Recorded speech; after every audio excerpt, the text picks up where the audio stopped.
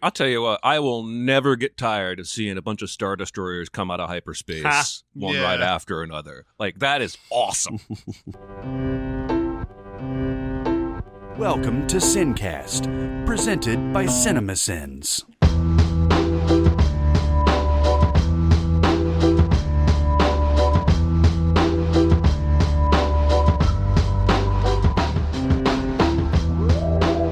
All right, everybody, welcome to the Sincast. This is Chris Atkinson from Cinemasins, joined as always by the voice of Cinemasins, Jeremy Scott. I'm here. And from Music Video Sins, Barrett Scher. I am too. And today we'll be doing a mini-pod. Mini-pod! JEDI-pod. JEDI pod. Or a JEDI pod. Yeah, I can call it JEDI-pod. JEDI-pod? JEDI-pod. I thought about Porgy-pod. I'm so disappointed that porgs are everywhere in the media and the movie doesn't call them by name one time. They really don't, right? No. Yeah. I wouldn't know it was a porg if I hadn't, read articles. Yeah. You know what I mean? The movie's just like, it's a thing. Mm-hmm. It's like a little Furby. It's I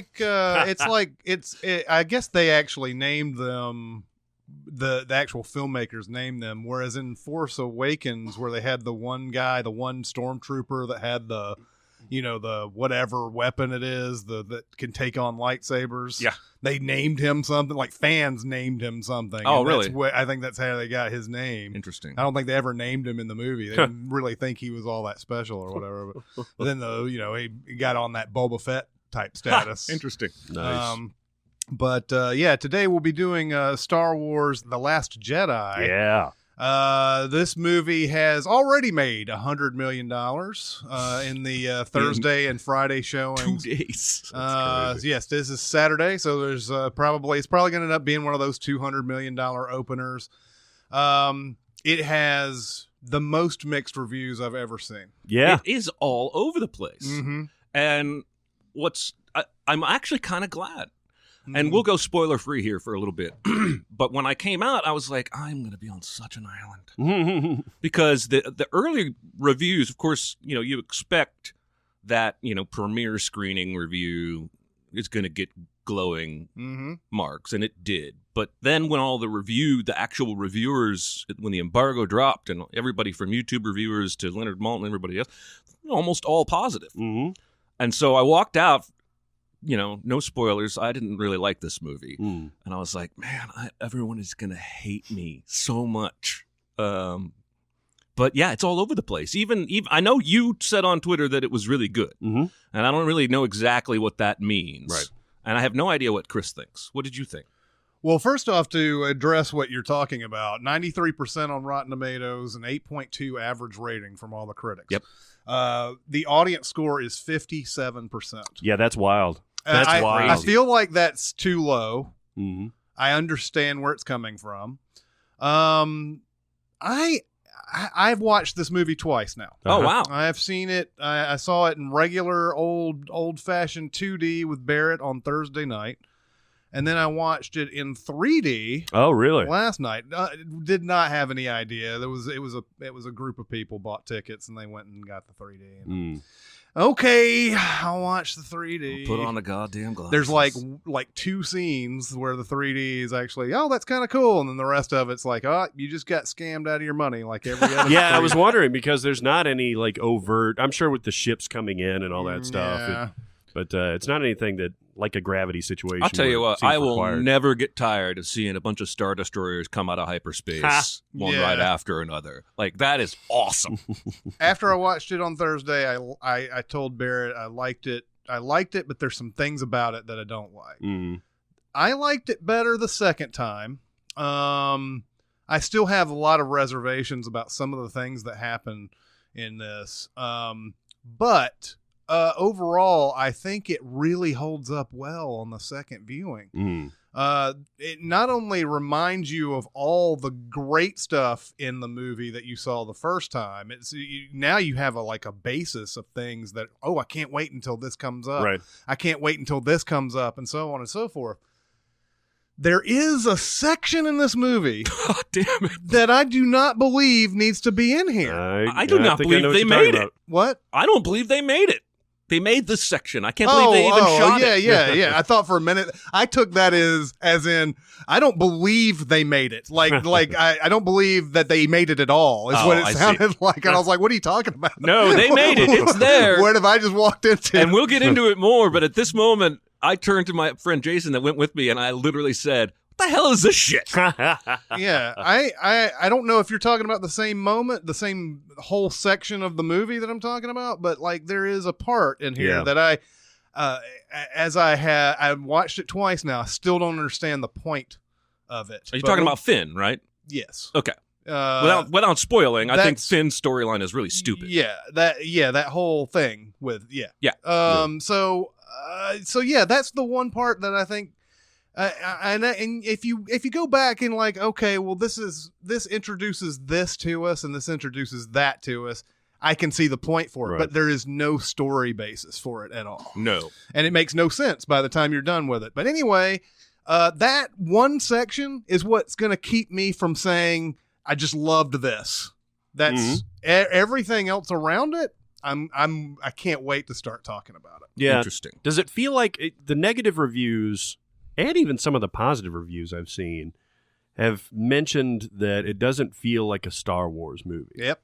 To me, I think this feels like just a Star Wars movie taken in a slightly different direction. Like, I don't know, we can qualify this now. I liked it better than Rogue One, which was also kind of a tilted Star Wars story. And I think they tilted it kind of in the right way. Yes, there's some things that didn't work out, but I felt it felt like a Star Wars movie. You are not going to hear... Okay, first of all, I was reamed by a handful of people on Twitter for arguments I never made. Because all I said was I thought it was a hot mess. And I had coming at me left and right, well, when Star Wars tries to do something new, you hate it. If they do the same thing, By the way, what you just said, that's exactly how they're talking, by the way.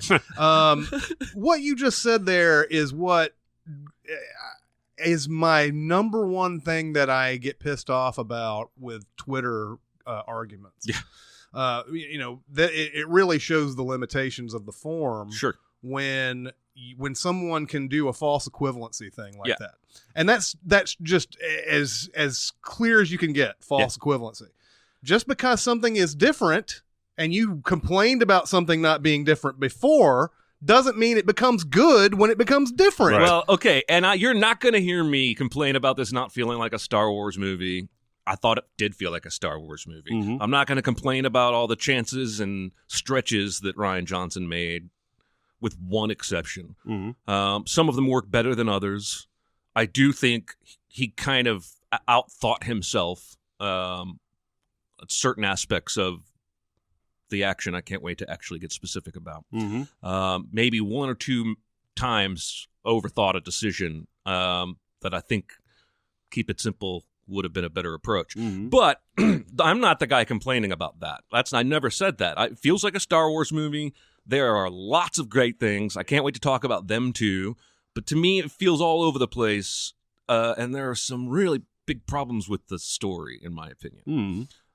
Because for the most part, we're just making shit up to shuffle people around so that they're in the right spot at the end. Like the whole Finn storyline is stupid, falls apart. They don't even complete the mission the way they're supposed to. And ultimately, their actions lead to destruction. Right. And for the most part, it really... Anyway, we'll dive into that stuff later. But I'm not the guy complaining that he tried new things or it doesn't feel like a Star Wars movie. I'm fine with all that. Mm-hmm. Yeah, I think when you start talking about whether or not this fits as a Star Wars movie is the thing that they've done with these three new ones, I think, even include Rogue One, is that, you know, how the original trilogy seemed to be very tight on story. Like, it was just like, we need to do this, we need to go there. Yeah.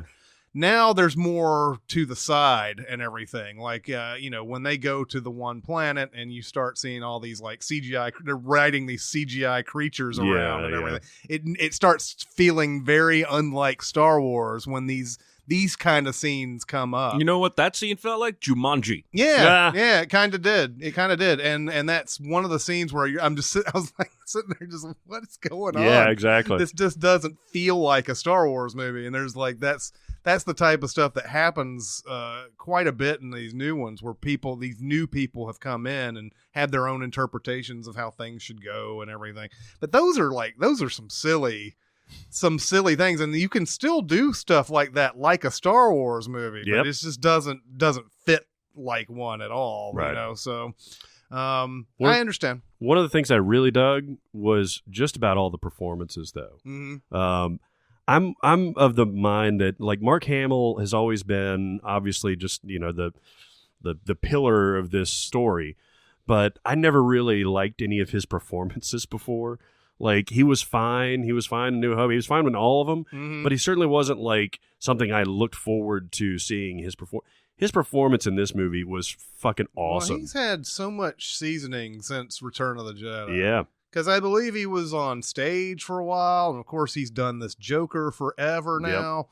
I think he's learned a lot of things since then, and you know, he obviously came in at the right time to be ultra famous and everything, but he didn't come in at the right time to become a great actor and have us see him in a lot of stuff after Return of the Jedi and so on and so forth. But he's grumpy, he's funny, he's typical, great. He's really, I thought really Donald good. Gleason was the best thing about the movie. He's unexpectedly hilarious. Yeah, I hated him at the first of this movie. Really? Oh, I thought he was the worst thing. I mean, he gets better.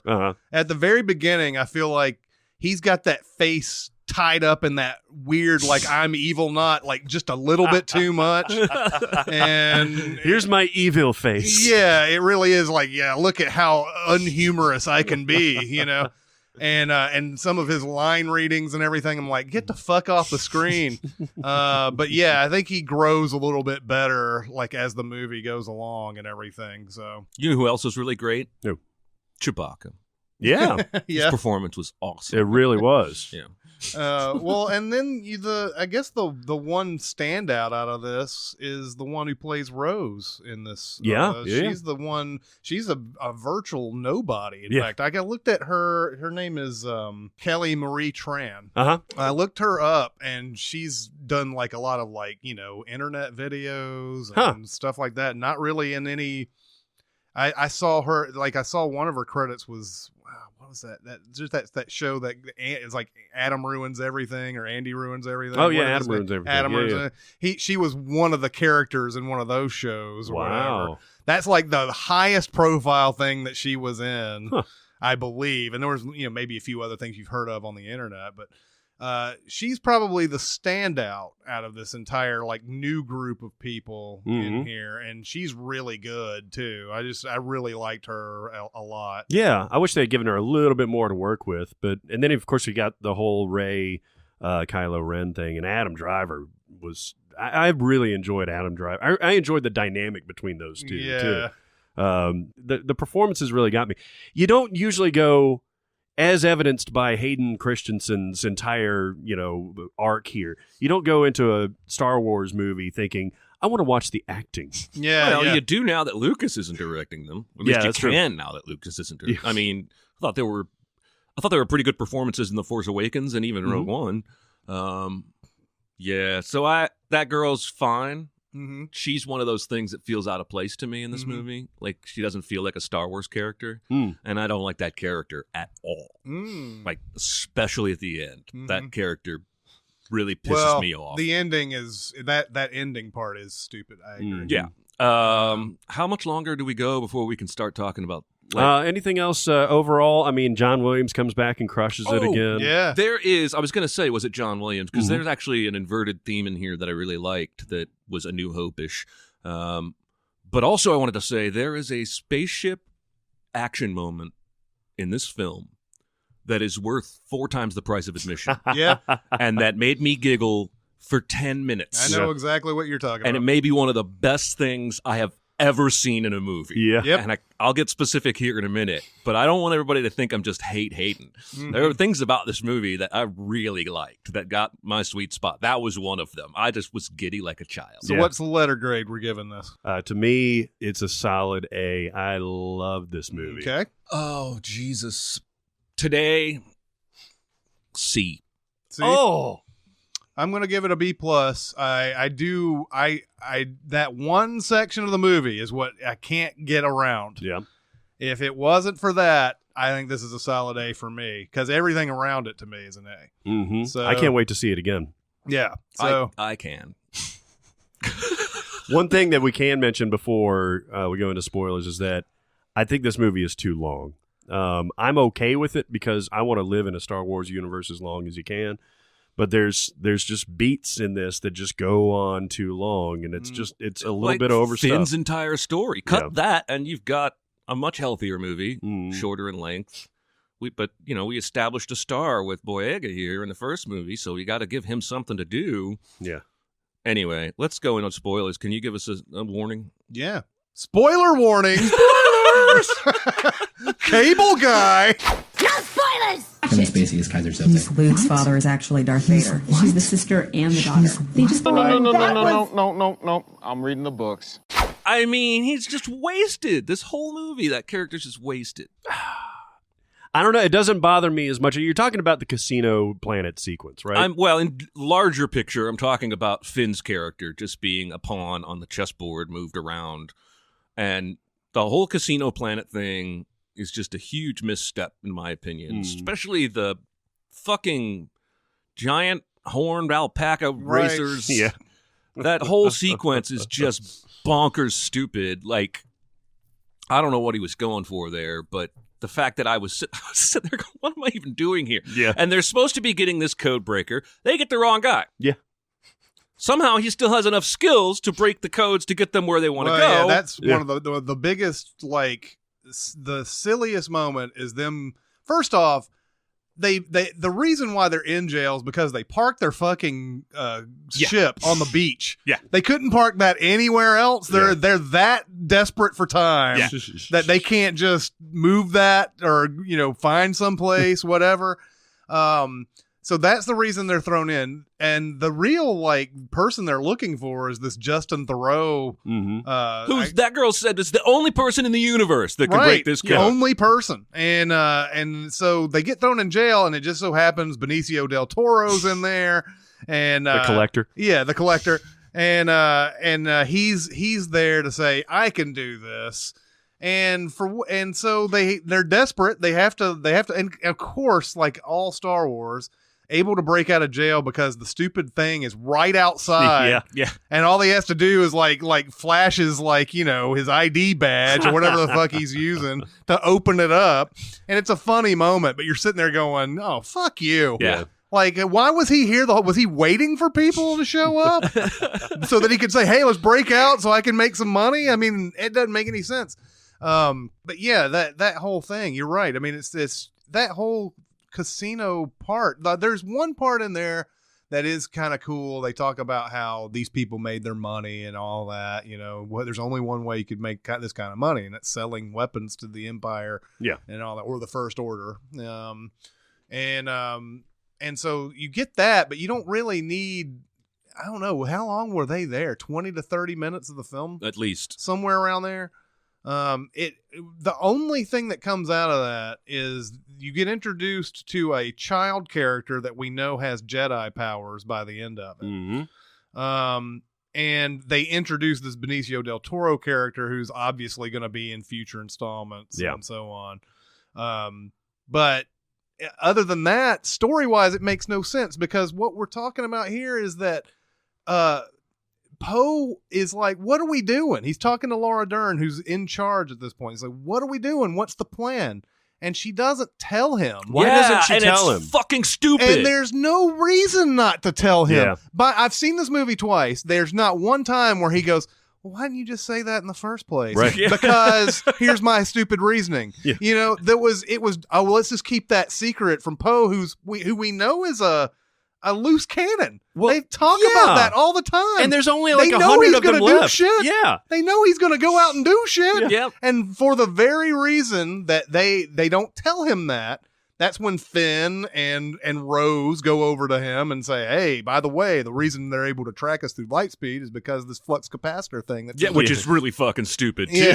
Yeah. Like, how you can fix both of these problems is if they're not using a tracker, They have a mole on the ship. Right. And then there may be a reason why I can't tell him the plan on here on the bridge. Oh, my God, yes. But she gets so many people killed. Yeah. Because of that. Because she's in a pissing match with, and it's not even really her fault. It's the screenwriter's fault because he wants to hide it from us. Mm-hmm. And there's so many things she could have done better. That moment I was talking about with the spaceship thing is when she hyperspaces into the First Order so fleet, great. and it goes silent, and it's Yeah. like, Yeah. I was just like, so awesome. But it's not earned. I don't care. She sacrificed herself, sure, but she got hundreds, if not thousands, of them killed. Yeah, well, thankfully, it wasn't the important ones. When they were picking off the ships. Yeah, let's not all shoot the the one with Leia transports. on it. It's they waited until the very end to even think about targeting the one with Poe and Leia, And that leads to other stuff too. So yes, they somehow completely miss the main characters. She misses the main characters doing that light speed thing. Yeah. They, Finn and Rose get up and everything, and yet there's still some people with the wherewithal and the care to want to kill them for some reason. Poor Gwendolyn Christie. I know. What did they tell her when they cast her? They were like, we're going to do something cool with your character, I promise. Nope. Going to fucking waste you 2 movies in a row. We're going to make it where you're concerned about the 2 characters who no longer matter. Yeah. While the ship is in flames. Because that one guy defected as a stormtrooper a movie ago. It really stuck in her craw. Oh man. my God. Yeah. She's still calling him by his yeah. She is, man. She's angry about it. Yeah. You defected. You're the only one ever. They get into a battle that even some random stormtroopers in there firing guns, and everything. And it's at this point, do you need to kill them? There's not any reason anymore. No. Okay, so I have major problems with the staging of the action in the sense that basically we spend the whole movie where we're at because the First Order can't catch up to the ship. Right. It's just out of range. You got 12 goddamn Star Destroyers. Send one in hyperspace 2 miles ahead. Stop it right next to the rebel ship and blow it the hell up. Yeah. Yep. And then even, this is the whole movie. Yeah. Right? The whole movie, before he even goes to Casino Planet or any of that, before she won't tell him the plan, they're like, it's a ship's out of range. We just have to wait for them to run out of gas. It's only a matter of time. Yeah. He says, Let's just go ahead and wait for their gas to run out. Yeah, exactly. And at the end with the cannon on the salt planet, land that shit closer. Yeah. They're the cannon can't fire on the door yet. Right. They haven't dragged it close enough yet. Well, why did you land it 3 miles away? There is you ignorant fuck. no doubt about that. The second time through, that's really glaring because you're just Because they show it and you're like, oh shit, it's right outside. No, it's 6 miles down the way. Yeah. Yeah, and it's all just so that we can stage these action beats, especially there at the end with Luke and Kylo. I'm the angry one, so I don't want to steer too much of the conversation. But I both liked and disliked that final confrontation. Oh, yeah? I like the idea that Luke is strong enough to do what he does, to project himself across the universe. Mm-hmm. I'm not sure how noble it is that basically he stalls for time. That's basically all he's doing. Yeah. But if he knew, and I believe he had to know, that projecting himself across the universe for as long as he did was going to kill him. Because even Kylo Ren says earlier to Rey, you can't be doing this connection between us because you're not strong enough. It would kill you. Mm-hmm. Why didn't he just go in person? He didn't have a ship. He has a ship. It showed an X-Wing under the water. But it's under the water. It's been underwater on the planet he was being trained by Yoda. Yeah, it's true. But that was underwater for like a day. I'm just saying. Either way, I think the reason why he projects himself is because if he does go, let's say he can drag that ship out and then fly it, then he is going to die when they shoot all those millions of lasers at him, and there's not going to be any real distraction at all. Well, that's true. Now, I still don't understand the distraction part because it does require Rey to show up on the planet because they go back and they're like, oh, where are the crystal creatures? Another CGI masterpiece. Right? They're like, where did those crystal creatures go? Oh, they must have gone. Let's follow them. And there's rocks there. And it's it's one of those. This is what the movie does a lot. It plays on your expectations like in every instance that you can possibly say. Oh, Luke's there to make a distraction. He knows that there's an exit out there. Oh, wah, there's rocks there. I can't get through there. The crystal creatures can, but we can't. And then Rey just happens to be there. Yeah. Like parks right behind. Like she knows. Yeah. And, all right, I'm going to lift the rocks and everything. So yeah, even if that's the thing about this movie. Even if I agree that he didn't have a ship and he had to project himself and he had to make a distraction for what? Yeah. Did you know that Rey was going to be there and lift Yeah. the rocks? Yeah. Maybe he did. I don't know. Well, and see, I feel like this is a place where Keep It Simple would have worked a little better because I almost feel like I can sense the writer's room going, okay, Luke shows up at the end to fight Kylo Ren and then sacrifices himself. Oh, wait, that's too much like Obi-Wan. Right. Let's not do that because everyone will say it's too much like Obi-Wan. Okay, fine. Maybe Luke doesn't have to sacrifice himself on purpose or what have you, but the movie gives us 3 badass Jedis or Sith, and not once do we get a real fight between any two of them. Yeah, that's true. I mean, I the like closest the action thing- scene with Rey and Kylo fighting, Mhm. even though there's no fucking reason any of those red guards should last more than 5 seconds against these two. I guess they're Jedi Although as they well. have- I think so. In fact, I was excited about that in multiple ways because we've never seen these motherfuckers fight. These are like the highest level of stormtrooper, the Imperial Guard, that are trusted to, really stave off like the top level. So they've got to be super well trained, even against Jedi. And they have these new weapons Yeah. too, like that definitely work against lightsabers and stuff like that. Yeah. Like the stuff we've never seen before. Like the one dude has that awesome like little rope thing. Right. That, like he's like sitting there like pulling Rey along with it and everything. But yeah, I mean, and then you have to start asking yourself, why doesn't like everybody just kill Rey and then they go and try to kill Yeah. Kylo. They're like 3 guys are on Kylo, one's on. Yeah. It's like some real sexism amongst the red guard there. We have Luke fucking Skywalker, and you just killed him.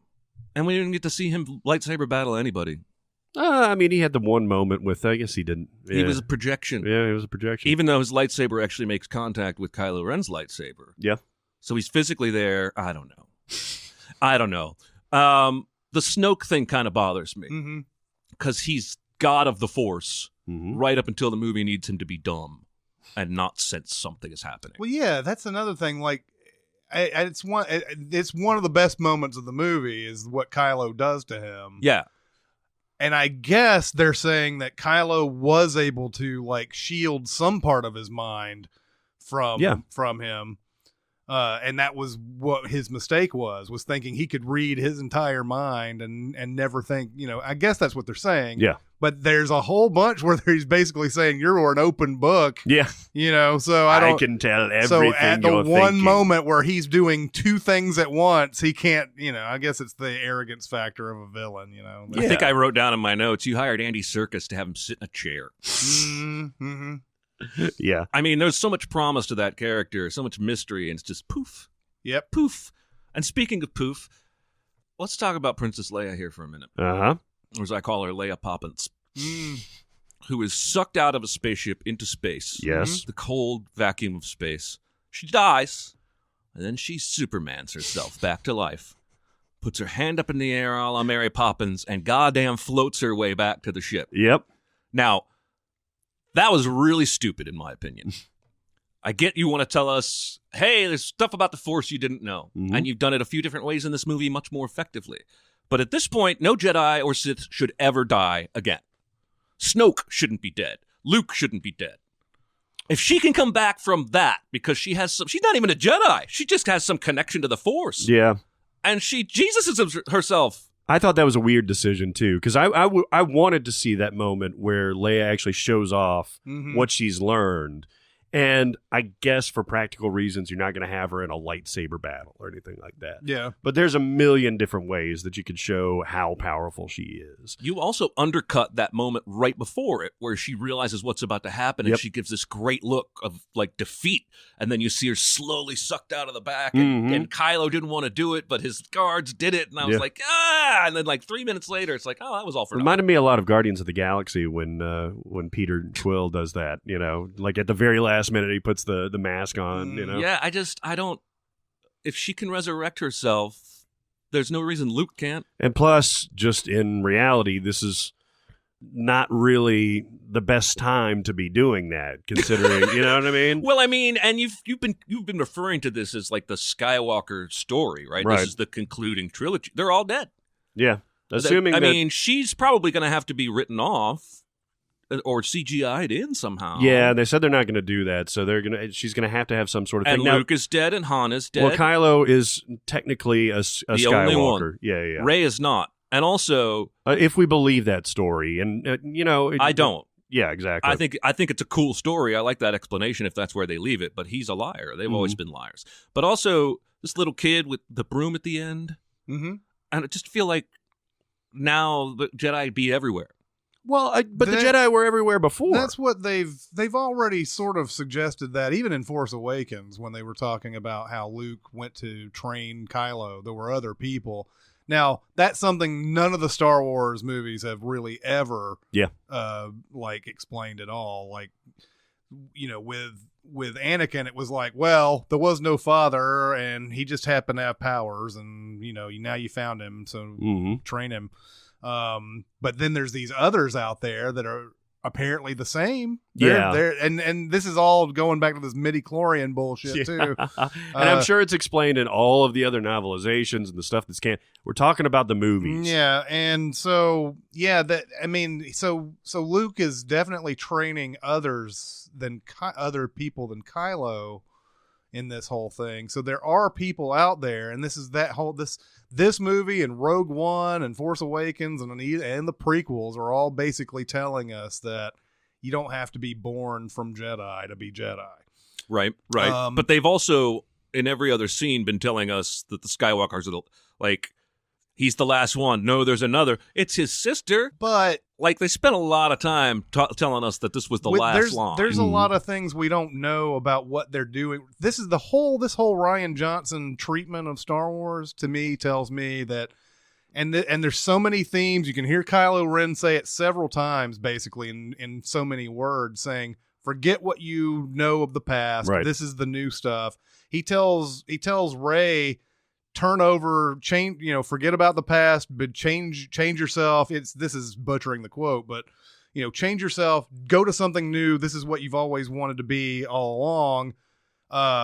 It's basically saying in order for Star Wars to grow, it needs to get away from all of these like same old maternal lines. No, absolutely. And everything. It's basically a defiance. I mean, I'm fine with that. I can understand why Star Wars fans are pissed because it really is saying, forget your childhood. Stop relying on all these other movies for your enjoyment of the next movie.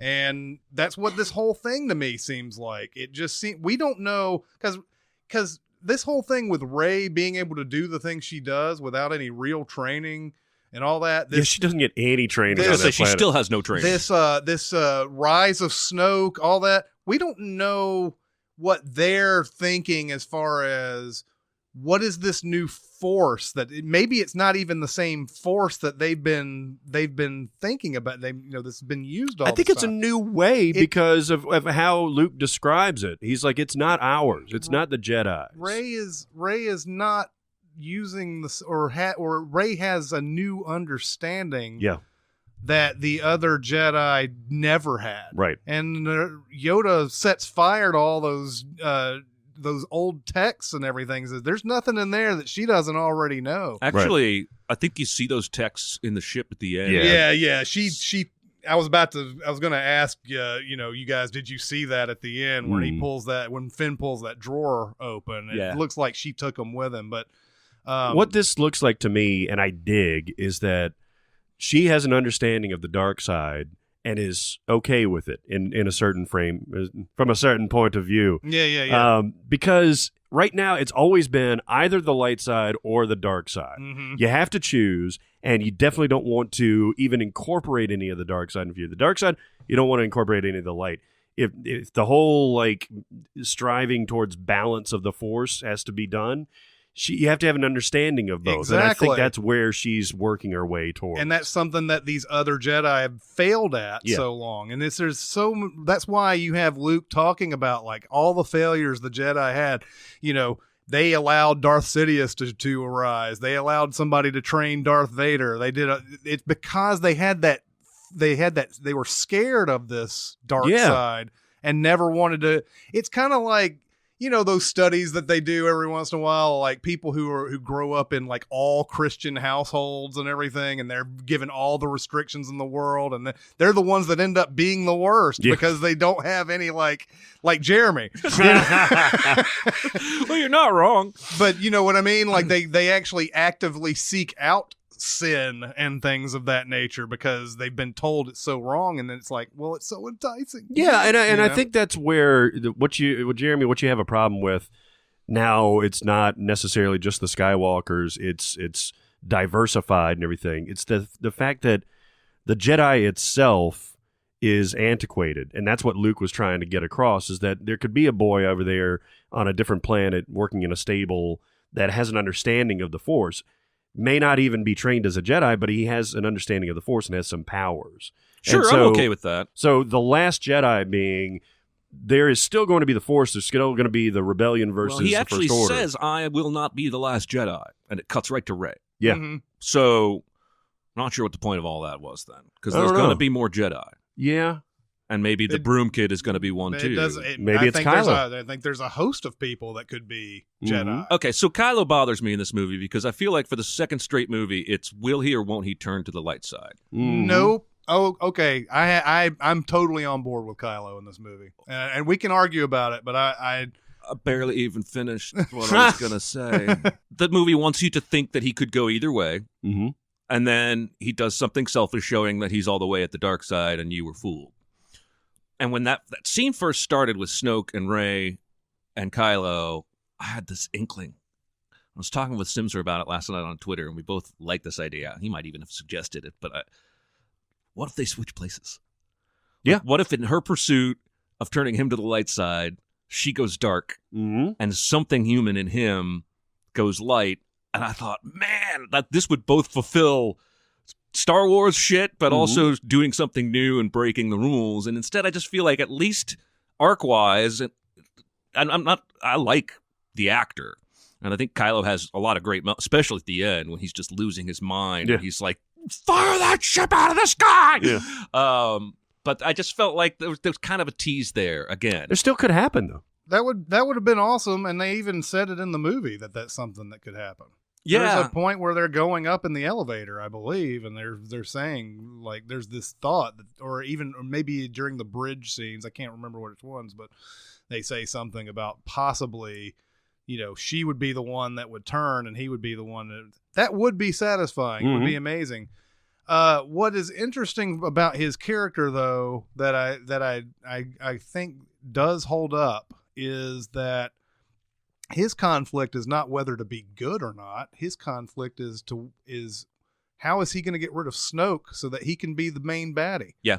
And that's what has been going through. He's being nice, quote unquote, to Rey because he knows that if he can get her on board too, they would be unstoppable.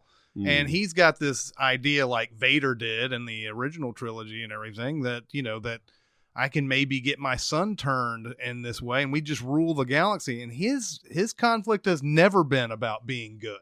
No, I agree.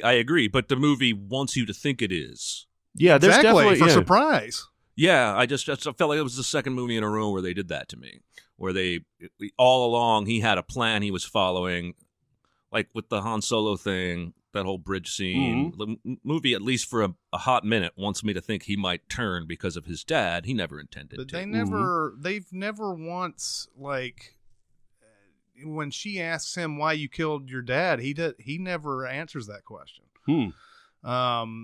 And I think it's before he starts trying to get her to come to his side too, because he doesn't want to say, I did hate him. I did want him to die. I was tired of all of his bullshit and everything. And I agree that it seems like they want him to go to the light side, and it's a confusing thing. I don't think there's ever been a conflict about him going to the light side. No, I think especially you may be right. Especially towards the end, and he's going up against Luke Skywalker, and he's like, "Are you here to turn me for once and for all?" And Luke's like, "No." Well, and again, that's another moment where I was like, "Oh shit, he's about to go off. This is going to be the best lightsaber battle ever." And by the time it was done, I was like, "Man, even Phantom Menace had that cool Darth Maul fight." Yeah. And I think they got their action, their fight action from that Imperial Guard scene. And it was a cool scene when she tosses the lightsaber and he catches it and turns it on and it shoots through dude's head. That's fucking badass. I enjoyed that scene. It wasn't cut to hell. I was able to tell what was going on. Again, maybe I am the whiny fanboy who's just like, it's Star Wars, give me a lightsaber battle. But I feel like you gave me 3 of the most powerful Force wielders I've ever seen in any Star Wars movie, all in this one movie. You had 2 of them fight together on the same side, and you never really gave me any kind of clash. Yeah, but then you've got Mark Hamill, and depending on how practical you want to get with it versus like a body double or a Ray Park or something like that, we're not going to want to see, I don't want to see 61-year-old Mark Hamill trying to fight 29-year-old Adam Driver, because that would devolve into more of like a prequels Count Dooku, Christopher Lee flopping around trying to fight. We definitely get rubber Mark Hamill. Yeah. And everything. Well, he doesn't have to fight the way Yoda did. Again, the movie kind of suggests he's been away from the Force for a while. Mm-hmm. And I think you could make a case that, you don't know who's going to win in a fight between the 2 of them, because Kylo is just like Rey, is one of those, like somebody who's a little bit more attuned to the Force and is a little bit more powerful than we've seen before. Mm-hmm. And Luke is rusty. Maybe he doesn't have the greatest fighting style. It's kind of why I would have been okay if he died there for real. Yeah. Maybe Maybe not the whole Obi-Wan, I'm going to lower my lightsaber death, but he can't keep up, and he's just buying time. Mm-hmm. I don't know. I don't hate the movie. It's all over the place for me, and a lot of the moments that are great are only great because of some paper-thin plot machinations. Yeah. Yeah. No, I get what you're saying. I mean, for me, it works. Like, I tried to really poke holes in this movie, and there are a lot of holes that you can poke in it, specifically plot and machinations and stuff like that. But I just loved it. I loved being in it. The Salt Planet, where for whatever reason there's like red dirt immediately. Like, I love visually everything about that. Awesome. I mean, from the footsteps to the ships that have like a little draggy thing. Yeah. I thought that was a really cool visual look. There's a lot to like about this movie, and I'll go back at some point just for that hyperspace suicide fucking mission. awesome. You know what I loved was the moment that they were in the Falcon and they did a touch and go. Where Chewie fucking badass! comes out of light space, she shoots out in the pod, and he fucking goes right back into Oh, light space. so awesome! yeah, Oh my god, that was great. Yeah, in fact, my friend turned to me at that point. He was like, "That was rad." Yeah, I had a fucking fist bump at that point. Yeah. I'm sorry if I didn't like it as much as y'all, or I'm talking to the listeners, not you 2 assholes. Yeah. But there's plenty to like. I can see why people are landing all over the place on this thing, because there is plenty to argue for, and I think there's plenty to argue against. For me, it's ultimately going to come down to the racing alpacas and Princess Leia Poppins, and that's generally going to be what over time keeps me from loving this movie, because those are just 2 very bad decisions in my mind. Yeah, that whole thing, and like we said before with the Finn thing, is going to be what keeps it from being perfect. Like everything else about it, I like the whole thing. I like the idea of Rian Johnson coming in and saying it's time to change Star Wars, and he has the balls to do that, and apparently Disney had the balls to do it too, because everybody else has been fired for trying to do that. Well, and he's been hired to do a new trilogy. Yeah, so they must have enjoyed his, and I agree with you. I like that he had the balls to do a lot of this stuff. And I think that's where we're also going to get why we don't get that lightsaber battle too. I think that's another conscious decision. It's the reason why we don't get that type of thing is because he's trying to change it, and say, we've done 7 episodes. About half of them have to deal with the Death Star and like all these other same characters doing the same things over and over again. Let's try to go in another direction. I started getting a little bit philosophical about what these characters represented for the actual Star Wars franchise during the second viewing. I believe Kylo Ren is Rian Johnson. I believe that he is the person that is in here to change Star Wars. And everything that he says, everything that he says in this movie is something that I feel like is coming directly from Rian Johnson himself. Because there's so many different themes of him saying it's time to change, it's time to stop worrying about the past, blah blah blah blah. I believe that Rey herself is the Star Wars franchise itself. It's somebody who's new. It's something we're going to have to start dealing with. Like, it's not the same kind of force that we've had to deal with in the past. It's some new understanding of it that no one else has had in this period of time, and so on and so forth. And I came up with a few others too, just here and there. But I think a lot of these main characters you can say represent the state of Star Wars now. Yeah, and they represent that type of thing. Who's Captain Phasma? Yeah, Captain Phasma is the dangler on the script that they forgot to, Oh, shit, we forgot Phasma. Yeah. Yeah, let's show her eyeball before she dies. Yeah, Right. she gets to act. Yeah. Was she even on set once before that day? I'm sure she was. I'm sure she was in the was. costume. I'm sure she was. My point is she didn't need to be. No. They could have gotten any 7-foot woman. Yeah. Or man. Right. Put in Or that man. Or man. Yeah. What manner of man are you?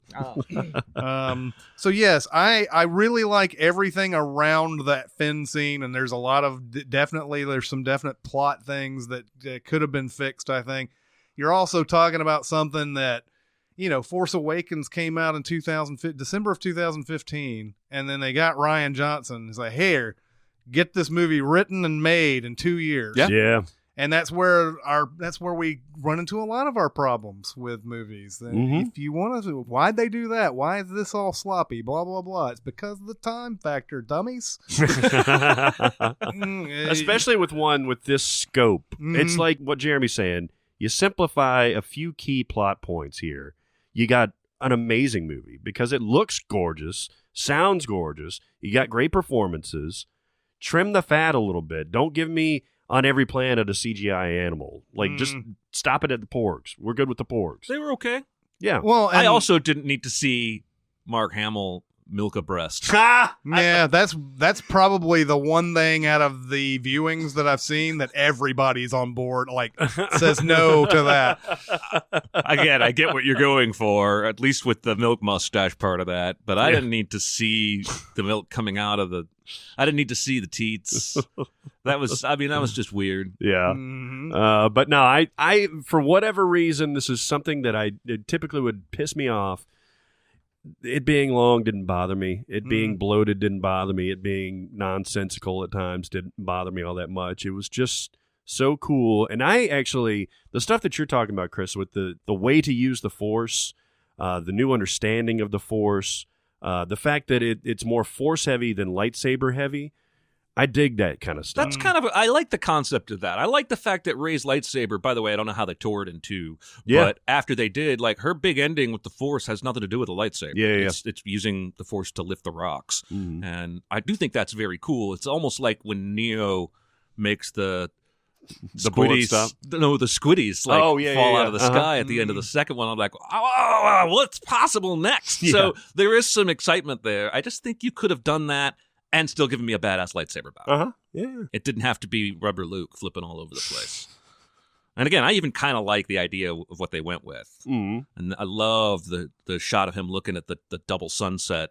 Yeah. Right there at the end, which is like, I love there's full a circle. couple of things that Luke does in this. It's where Rey pushes him over and he almost falls on the rock, but he stops. Yeah. And then that scene where Kylo takes a swing at him and he just slides right under that lightsaber. Yeah. It's fucking awesome. Yeah. Yeah, I can't wait to see it again. So do you think that she's going back to that island? What would be the point, though? I don't know. I'm still trying to figure out what the point of that whole pit that she went into was. If there's nothing. that was her Dagobah cave. It was, but yeah. she didn't encounter anything. No, and he didn't even do really one bit of training. No. And so now who's going to train her? Well, I mean, I think that's another point is the fact that maybe you don't need a Jedi trainer anymore because that system obviously is not working because you've gotten fucked up in every other way, Maybe that's all. Maybe all it is that it is her willingness to go and tackle it head on. Yeah. And that's all really. And it is sort of a fuck you to the audience too by the end of it, because you think you're going to see her parents. You think she's going to like Harry Potter her parents. Right. At the end, looking into the magic mirror and everything. And like a lot of things in this movie, Rian Johnson gives you the finger on a lot of those things. So maybe that's what it was. They make a big deal when they're talking to Snoke. Snoke says something about blowing up the island and everything that he's on. So maybe I don't know. Maybe there's. I don't know if there's any point to the island anymore. Because what I'm excited to see in the next movie is that there's like 30 of them left. Mm-hmm. The core, obviously, they put the distress signal out and everything, and they're starting to get responses. And there's the kid with the ring and everything. But seeing the rebellion build, which we didn't get to see really in the first movie, original trilogy, is seeing it from the ground up. Like, we've been knocked down. We got nothing left. Here's how we're going to win. See, I think I could be wrong, but I don't think they're going to do that. Maybe not. I think the next movie is going to jump ahead like several years, and so we're not going to see that ideology. We're just going to bang back into like a New Hope. I mean, I like never knew where the rebellion got all those goddamn ships in the first place. They stole a lot of them, and apparently these rich people were building them. Yeah, they're buying them from these weapons dealers that because there's that whole thing with Benicio del Toro. Yeah. On the ship, where he's like, where did we get this ship from? Oh, he got his money from selling stuff to the Empire. Ooh, and to the rebellion. God bless him. I love Benicio del Toro, but what? I don't know what the stutter was. I don't know what that was all about, but little character trait. Benicio del Toro. That's Benicio for you. Yeah.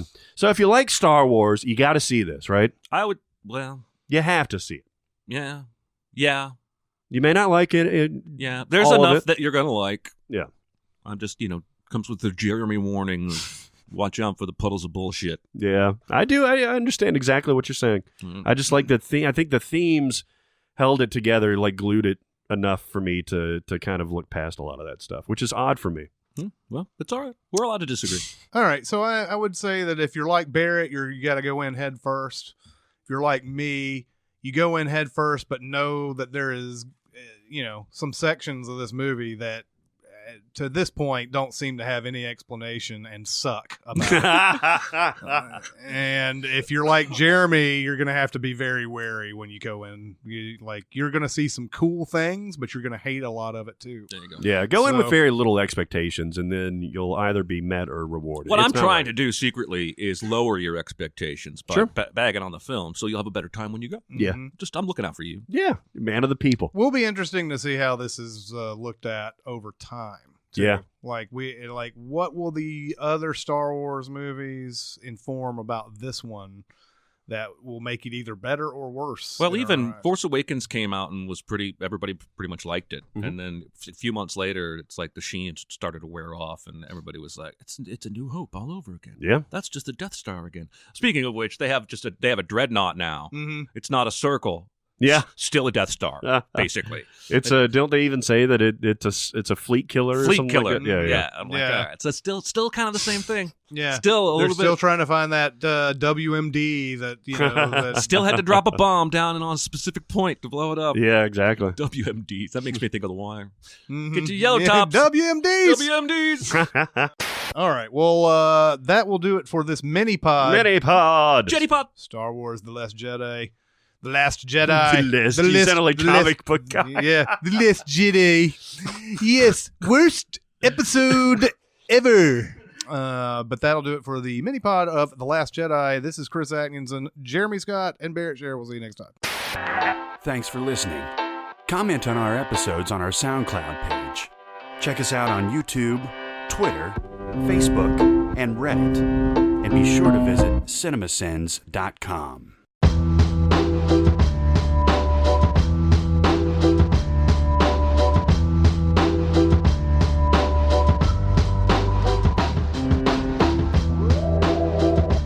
Except for the Master Chef kids, Master Chef Junior, Little Chefs. Is that pretty objective, though? Because they seem to interact with them.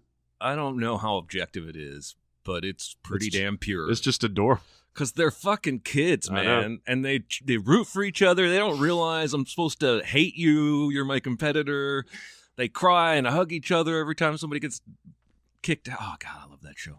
The adult version is watchable. The kid version is just gold. I bawled like the last one that I saw on that. Oh, man. I'm telling you. Plus, I can't watch it every time. They're fucking talented. They're like 8-year-olds cooking fine dining shit. Yeah, they're like sous vide shit and, Brinoise. Brinoise the buzz. That's the buzz. I didn't realize isn't that what they did with the shallots? They Brinoised them. They did, yeah. I was actually just watching that episode before I left, and yeah, she said a B word there that I was like, what? It's dicing.